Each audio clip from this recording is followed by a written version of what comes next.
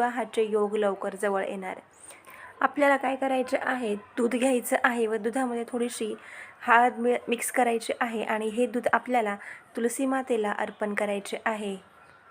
व आपल्याला तुलसी विवाहाच्या वेळेस आपल्याला शालिग्राम व तुलसी माता यांना हळदीचा लेप द्यायचा आहे आणि हे दूध अर्पण करायचं आहे.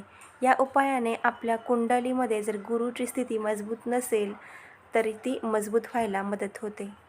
तुलसीचे लग्न लावतेवेळी आपल्याला तुलसी मातेला ज्या शृंगाराच्या वस्तू आहेत, म्हणजे लाल ओढणी, बांगड्या, लाल किंवा हिरव्या रंगाच्या, सिंदूर, बिंदी, या सगळ्या 16 शृंगार जे असतात सौभाग्यवती स्त्रीचे, ते आपल्याला तुलसी मातेला अर्पण करायचे आहे. हे उपाय केल्यामुळे आपल्या विवाहिक जीवनामध्ये जर काही अडचणी येत असतील तर ते दूर होण्यास मदत होते.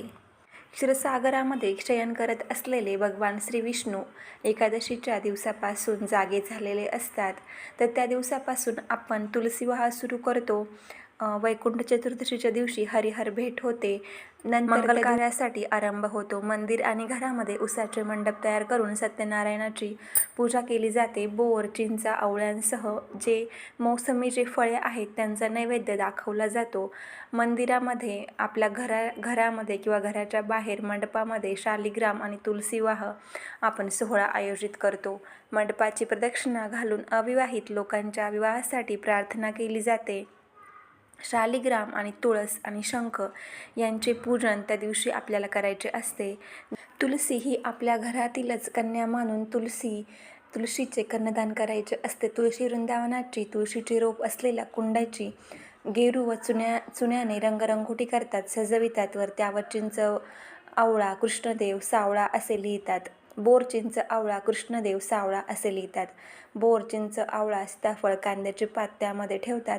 कुटुंबातील कर्ता माणूस स्नान करून तुळशीची आणि कृष्ण भगवानांची पूजा करतात. त्या अगोदर आपल्याला गणपती बाप्पांची सुद्धा पूजा करायची असते. नंतर त्यांना हळद व तेल लावून मंगल स्नान घातले जाते. तुळशीला नवीन वस्त्र पांघरतात व त्यावर मांडव म्हणून उसाची व दांड्याची खोपटी ठेवतात. पूजेचे उपचार समर्पण करून विष्णू भगवानांना जागे करतात व त्यानंतर बाळकृष्ण व तुळस या दोघांमध्ये अंतरपाठ धरून मंगलाष्टके म्हणून त्यांचा विवाह लावला जातो. कर्त्याने त्यानंतर म्हणजे